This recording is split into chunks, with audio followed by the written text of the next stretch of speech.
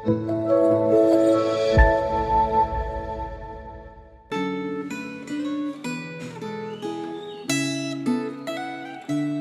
saudaraku, hari ini kita akan bersama-sama kembali merenungkan kebenaran firman Tuhan dengan tema mujur belum tentu saleh. Mari kita berdoa. Bapa kami yang ada dalam kerajaan surga, kami pada hari ini akan bersama-sama kembali belajar akan kebenaran firman Tuhan. Kami akan lanjutkan kisah kitab Ayub dari pasal 21. Mohon pimpinan kuasa Roh Kudus yang menuntun kami, memberikan kami hikmat bijaksana. Dalam nama Tuhan kami Yesus Kristus, Allah yang hidup, kami sudah berdoa. Amin. Mari kita membuka bagian kebenaran firman Tuhan dari kitab Ayub pasal 21, ayat yang pertama sampai dengan ayat yang ke-6. Demikianlah bunyi firman Tuhan. Tetapi Ayub menjawab, dengarkanlah baik-baik perkataanku dan biarlah itu menjadi penghiburanmu. Bersabarlah dengan aku akan berbicara. Sehabis bicaraku, bolehlah kamu mengejek. Kepada manusiakah keluhanku tertuju? Mengapa aku tidak boleh kesal hati? Berpalinlah kepadaku, maka kamu akan tercegang. Dan menutup mulutmu dengan tangan. Karena aku memikirkannya, aku menjadi takut. Dan gemetarlah tubuhku. Saudaraku yang terkasih dalam Yesus Kristus, teman-teman Ayub adalah sahabat-sahabat yang datang kepada Ayub ketika dia sudah mengetahui Ayub mengalami penderitaan oleh karena keterhilangan anak-anak, ditinggalkan istri, harta benda habis ludes dimakan oleh api dan binatang-binatang peliharaannya pun juga sudah tidak dia miliki, saudara. Dan bukan cuma itu, Ayub pun juga mengalami penderitaan di dalam tubuhnya, sakit penyakit. Sehingga teman-temannya yang seharusnya datang untuk bersimpati, untuk berempati terhadap pergumulan-pergumulan Ayub. Tetapi apa yang terjadi, saudaraku? Yang terjadi bukanlah sikap empati dan simpati yang dia tunjukkan kepada Ayub. Melalui pemaparan tentang kuasa Allah, kebenaran Allah. Teman-teman Ayub menggiring Ayub untuk mengaku segala pelanggaran dan dosa-dosa yang dilakukan oleh Ayub. Karena konsep pemikiran teman-teman Ayub adalah teologi distribusi, di mana ketika engkau melakukan kebenaran, engkau hidup kudus di hadapan Allah, maka hidupmu pun juga akan diberkati, disertai Tuhan. Tetapi jikalau hidupmu jatuh dalam dosa, maka engkau akan mendapatkan penghukuman dari Allah akibat dari dosa-dosa yang engkau lakukan. Dan akibat karena keberdosaanmu itulah yang membuat engkau akhirnya mengalami penderitaan. Seperti itulah yang dilihat di dalam diri Ayub oleh teman-temannya, oleh sahabatnya. Bahwa Ayub mengalami penderitaan ini oleh karena Ayub dalam melakukan dosa yang besar. Sehingga di tengah-tengah pergumulan Ayub pada saat itu, apa yang dilakukan oleh Ayub? Bagaimana Ayub menyikapi argumen-argumen, pernyataan-pernyataan dari sahabat-sahabatnya yang seolah-olah menggiring Ayub untuk mengakui kesalahan, kelemahan, dan keberdosaannya. Saudara, jikalau kita berada dalam posisi Ayub, kita yang ditimpa oleh masalah, kita yang ditimpa oleh penderitaan, teman-teman sahabat-sahabat kita datang kepada kita.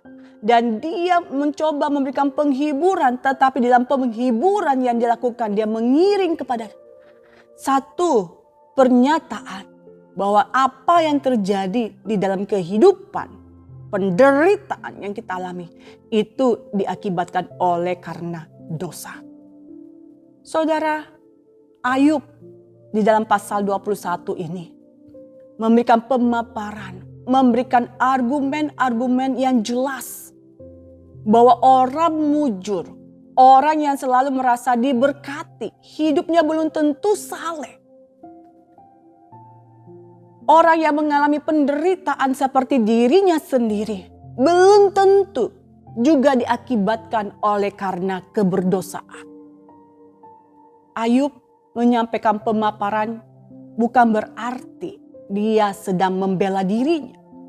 Tetapi Ayub memberikan pemaparan untuk membuka pikiran dari teman-temannya. Oleh sebab itu hari ini kita akan belajar bersama-sama. Mujur belum tentu saleh. Ayub mengatakan kepada teman-temannya bahwa konsep teologi distribusi bahwa ketika kita melakukan dosa, maka kita akan mendapatkan imbalan yaitu penderitaan dan hukuman.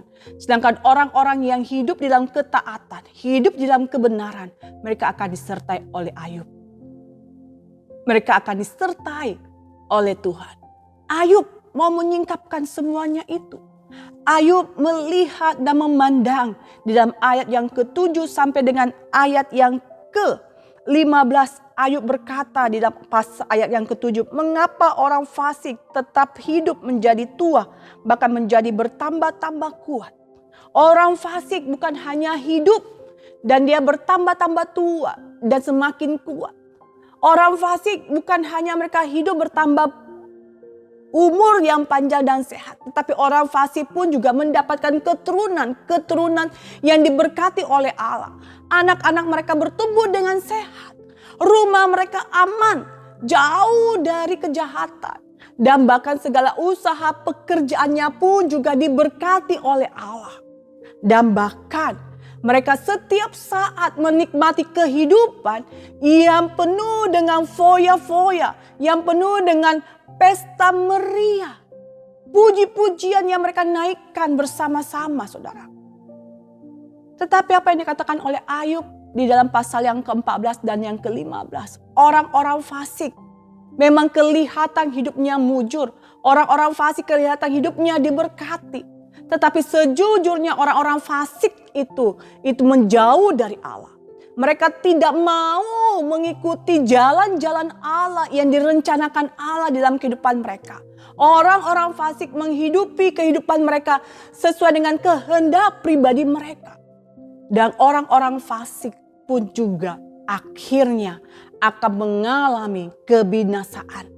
Mereka akan mengakhiri hidupnya di dalam kematian, saudara. Jadi belum tentu orang yang mujur, orang yang seolah-olah diberkati, orang-orang fasik itu seolah-olah diberkati, hidupnya saleh. Tidak, saudara. Mereka jauh dari Allah. Mereka meninggalkan Allah dan mereka tidak mau mengikuti Allah.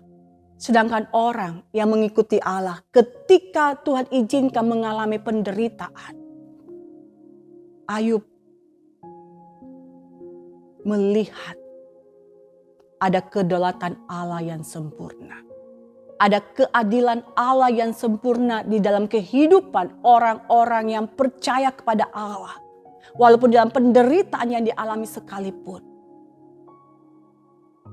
Penderitaan belum tentu itu akibat karena dosa. Penderitaan bisa terjadi oleh karena Tuhan mengizinkan terjadi dalam kehidupan kita. Untuk kita melihat kepada kedaulatan Allah yang sempurna. Bukankah Tuhan Yesus di dalam panggilan hidupnya menjalani pelayanannya dalam dunia ini. Tuhan Yesus juga mengalami penderitaan. Dia harus melewati jalan salib itu. Apakah Tuhan Yesus dalam penderitaan yang dia harus pikul di atas kayu salib itu oleh karena perbuatan dosa Tuhan Yesus? Tidak. Pontius Pilatus pun mengatakan, aku tidak menemukan satu kesalahan apapun dari orang ini. Pontius Pilatus tidak menemukan kesalahan dari Tuhan Yesus. Tapi Tuhan Yesus menjalani penderitaan itu. Untuk mengenapi keadilan Allah dan kasih Allah kepada kita manusia. Saudara, jangan pernah menganggap penderitaan karena ketidakmujuran kita. Dan jangan menganggap orang yang mujur itu hidupnya saleh. Tapi pandanglah senantiasa kepada Kristus Yesus. Bahwa di dalam penderitaan sekalipun Allah punya rencana yang indah. Mari kita berdoa. Bapa kami yang ada dalam kerajaan surga, terima kasih Tuhan untuk kebenaran firman-Mu. Kami diteguhkan bahwa kami hidup bukan semata-mata untuk kami senantiasa diberkati oleh Allah. Tetapi kami hidup oleh karena semata-mata panggilan Allah dalam kehidupan kami. Terima kasih Tuhan. Ini doa kami. Dalam nama-Mu kami sudah berdoa dan mengucap syukur. Amin.